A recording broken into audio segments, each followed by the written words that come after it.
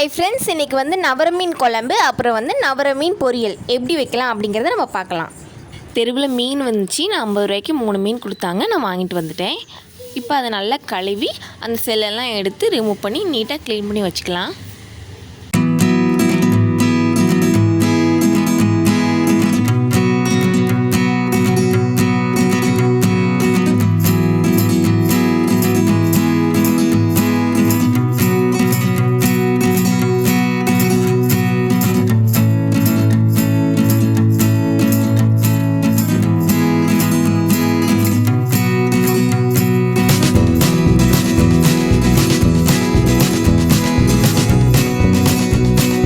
ரெண்டு மீன் போட்டு குழம்பு வைக்க போகிறேன். இந்த ஒரு மீன் வந்து நான் முழுசாக அப்படியே போட்டு பொரிக்க போகிறேன். அதுக்காக நடுவில் நான் கொஞ்சம் கொஞ்சமாக கீரல் போடுறேன். அப்போ தான் நம்ம மசாலா தடவும் போது அந்த மீன் வந்து அந்த மசாலா உறிஞ்சி நல்லா சூப்பராக இருக்கும்.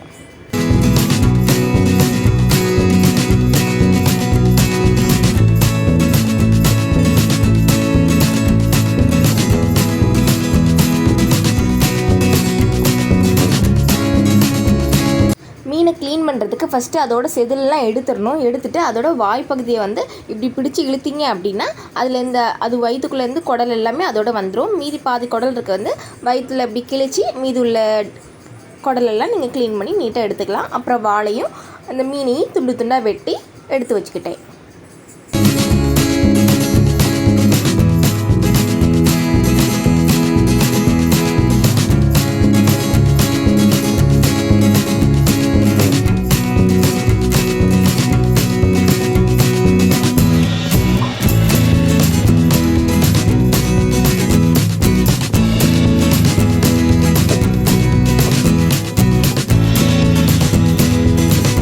இப்போ எல்லா மீனையும் நீட்டாக கழுவி எடுத்துகிட்டு வந்தாச்சு. இப்போ இந்த முழுசாக உள்ள மீனை வந்து நான் பொரிக்க போகிறேன். அதுக்கு மிளகாத்தூள், உப்பு ரெண்டையும் கொஞ்சமாக தண்ணி ஊற்றி நல்லா மிக்ஸ் பண்ணிக்கோங்க. மிக்ஸ் பண்ணி ஒரு பேஸ்ட்டு மாதிரி வரும். அதை அப்படியே வந்து அந்த மீனில் ஃபுல்லும் தடவுங்க. அந்த கேப்பாக இருக்குல்ல அந்த இடத்துல எல்லாம் தடவுங்க. அப்போ தான் அந்த மசாலா வந்து மீனுக்குள்ளே வந்து அப்படியே இறங்கும்.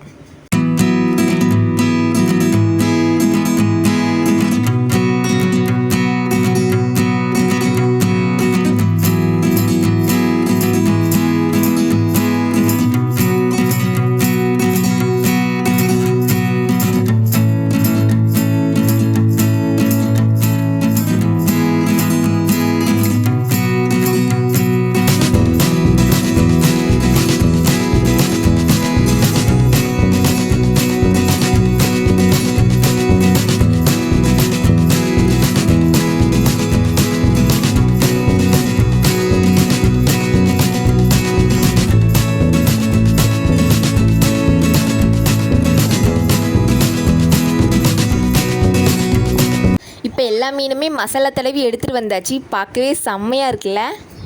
இப்போ ஸ்டவ் ஆன் பண்ணி ஒரு கடாய் வச்சு அதில் தேவையான அளவு எண்ணெய் ஊற்றி இந்த மீன் மசாலா தடவின மீன் எல்லாத்தையும் அதில் போட்டு கொஞ்சம் கொஞ்சமாக பொரிச்சு எடுக்க வேண்டியதான்.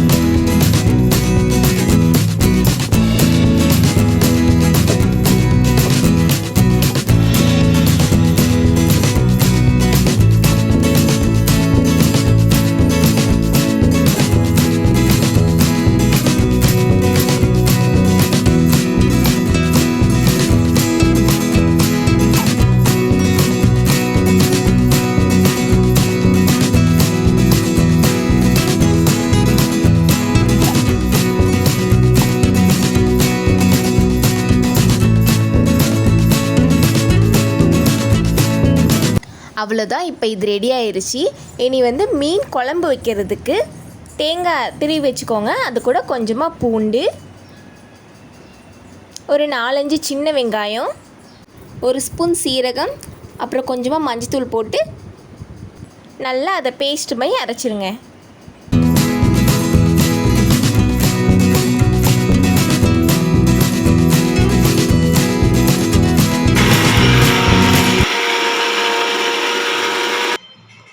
இப்போ இதில் 3 ஸ்பூன் மல்லித்தூள், 3 ஸ்பூன் மிளகாத்தூள், அப்புறம் கொஞ்சமாக உப்பு.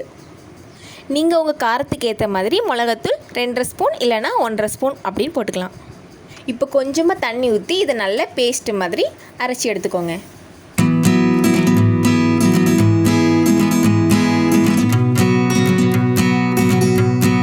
இப்போ குழம்புக்கு தேவையான மசாலா ரெடி ஆயிடுச்சு. இனி இந்த மீன் கூட தக்காளி, வெங்காயம், அப்புறம் பச்சை மிளகா, பூண்டு, அரைச்சி வச்ச மசாலா எல்லாத்தையும் போட்டு புளி கரைச்சி ஊற்றி அதை அப்படியே அடுப்பில் வச்சிட வேண்டியதுதான். அடுப்பில் வச்சு ஒரு 1/2 மணி நேரம் நல்லா கொதிக்க விடணும்.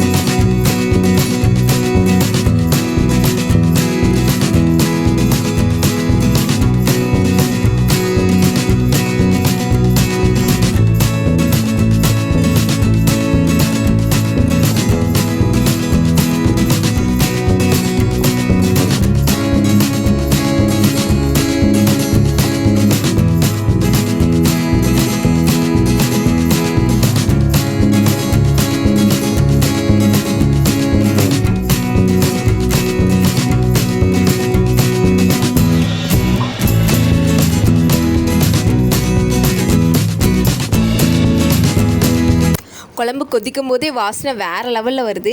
அதுவும் மண்பானையில் மீன் குழம்பு வச்சோம் அப்படின்னா அதோட டேஸ்ட்டும் மனமும் வேறு லெவலில் சூப்பராக இருக்கும். நீங்களும் இதே மாதிரி மீன் குழம்பு வச்சிங்க அப்படின்னா மண்பானையில் ட்ரை பண்ணி பாருங்கள், சூப்பராக இருக்கும். அது எப்படி இருந்துச்சுன்னு எனக்கு சொல்லுங்கள். இந்த வீடியோ உங்களுக்கு பிடிச்சிருந்தா லைக் பண்ணுங்கள், ஷேர் பண்ணுங்கள் அண்ட் சப்ஸ்கிரைப் பண்ணுங்கள். தேங்க்யூ.